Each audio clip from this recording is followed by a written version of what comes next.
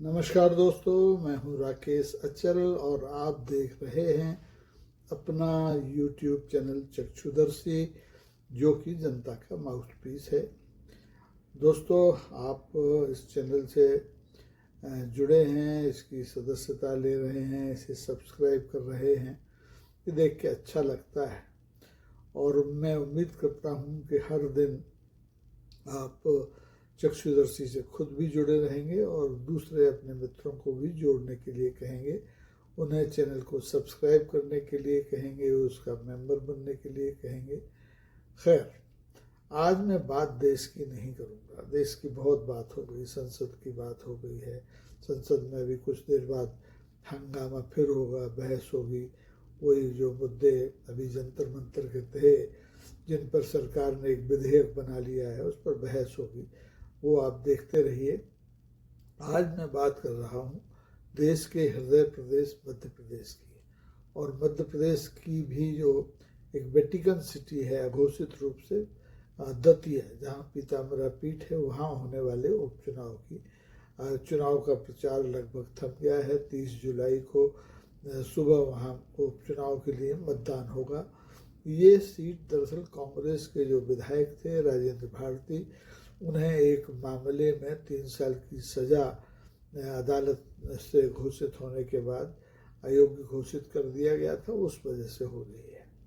लेकिन ये सीट अब प्रतिष्ठा का प्रश्न है, सत्तारूढ़ दल के लिए भी, मध्य प्रदेश की सरकार के लिए भी, और प्रतिपक्ष के लिए भी, जो जिसमें कि प्रतिपक्ष में भी कांग्रेस के लिए, क्योंकि ये सीट कांग्रेस के पास थी। उस आंधी में 2023 के विधानसभा चुनाव की उस आंधी में, जिसमें कि सब कुछ तिनके की तरह उड़ गया था और प्रचंड बहुमत से भारतीय जनता पार्टी सरकार में वापस लौटी थी।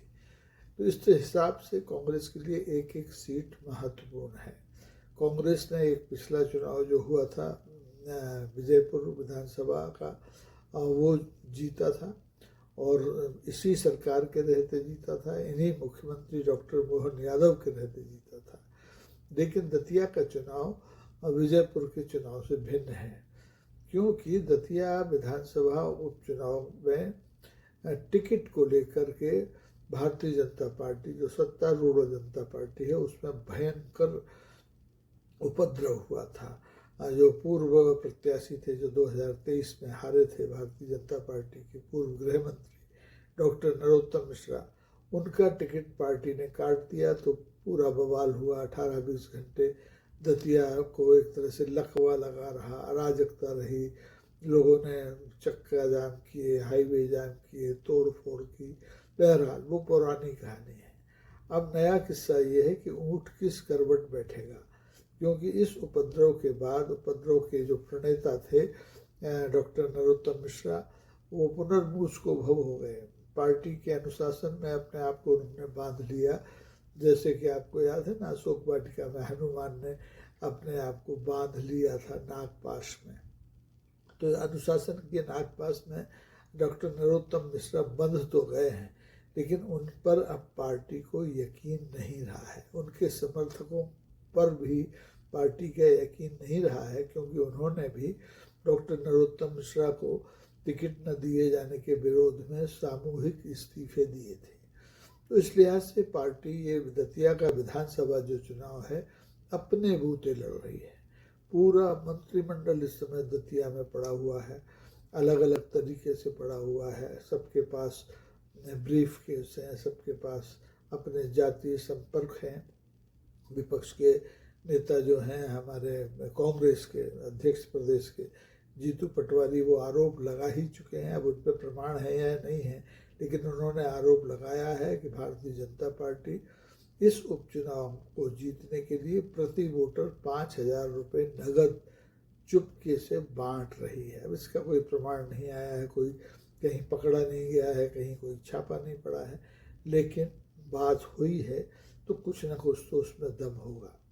अब सवाल ये है कि भारतीय जनता पार्टी ये उपचुनाव क्यों जीतना चाहती है, उसके लिए ये प्रतिष्ठा का प्रश्न क्यों है। इस एक सीट से क्या सरकार की स्थिति कमज़ोर हो जाएगी विधानसभा में? बिल्कुल नहीं होगी। कांग्रेस के पास जितने विधायक हैं 63, 62, 63, उसमें एक सीट अगर बढ़ती है तो कांग्रेस की ताकत तो बढ़ेगी, विपक्ष की ताकत में भी तो मजबूती आएगी, लेकिन सरकार को इस एक सीट से कोई फर्क नहीं पड़ेगा। लेकिन हाँ, फर्क पड़ेगा अगर सरकार के हाथ से, भारतीय जनता पार्टी के हाथ से ये सीट निकल जाती है तो दो बातें होंगी। एक तो मुख्यमंत्री डॉक्टर मोहन यादव की प्रतिष्ठा दांव पर लगी है तो वो धूमिल होगी।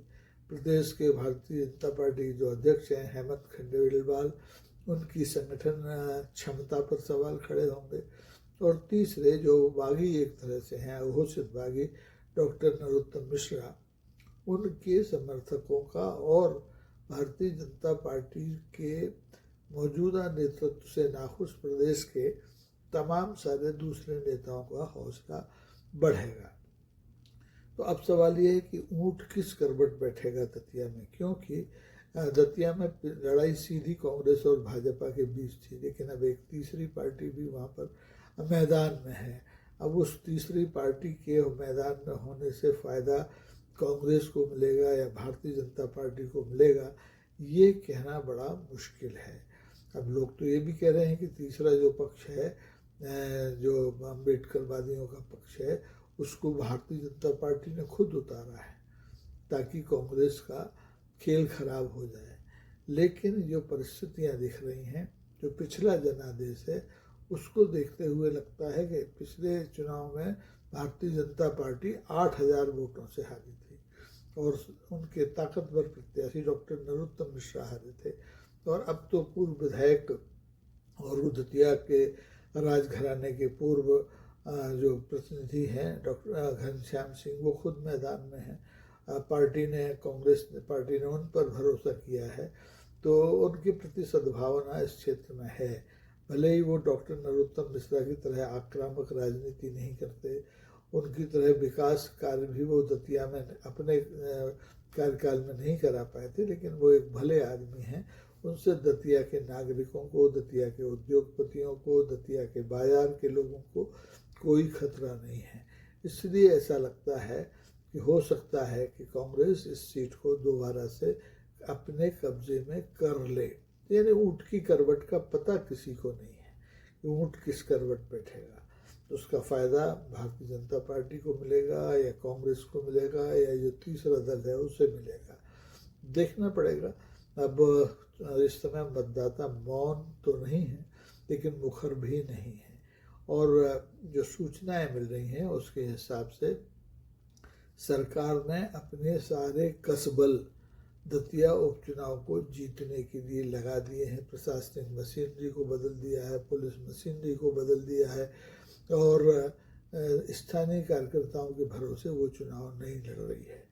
चुनाव जीतने के लिए सरकार के सारे मंत्री, सारे विधायक दतिया में पड़े हैं। कायदे से मतदान के पूर्व उन्हें दतिया छोड़ देना चाहिए, ऐसा आदर्श आचार संहिता कहती है।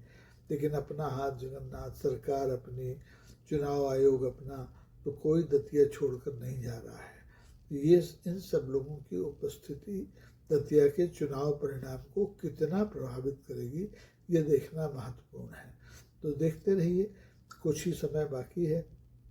30 जुलाई को सुबह मतदान शुरू हो जाएगा और उसके बाद मतगणना के जो निर्धारित दिन हैं उनमें चुनाव परिणाम भी सामने आ जाएंगे। और 30 तारीख तक मध्य प्रदेश के लोगों की दिलचस्पी कम से कम दिल्ली की घटनाक्रम में नहीं है।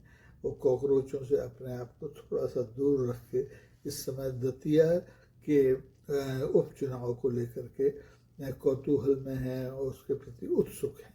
तो ठीक है, जो भी होगा आपको बताएंगे और इस चुनाव परिणाम के क्या नतीजे होंगे उन पर भी बात करेंगे, क्योंकि अभी भी भारतीय जनता पार्टी से बगावत करने वाले डॉक्टर नरोत्तम मिश्रा का मन, उनके मन की आग ठंडी नहीं हुई है। उनका कहना है कि 30 तारीख को मतदान हो जाए, चुनाव जीत जाए पार्टी, उसके बाद वो अपने टिकट को लेकर के पार्टी नेतृत्व से बात करेंगे कि आखिर ऐसा क्या था, उनमें क्या कमी आ गई थी कि उनका टिकट काट लिया गया। इसका मतलब ये है कि इस ये जो राजनीति का स्कंद पुराण चल रहा है मध्य प्रदेश में, उसका आखिरी अध्याय अभी बाकी है। तो आज के लिए बस दोस्तों इतना ही। देखते रहिए चक्षुदर्शी, लाइक कीजिए, शेयर कीजिए, मेंबर बनिए, सब्सक्राइब कीजिए। नमस्कार, जय हिंद।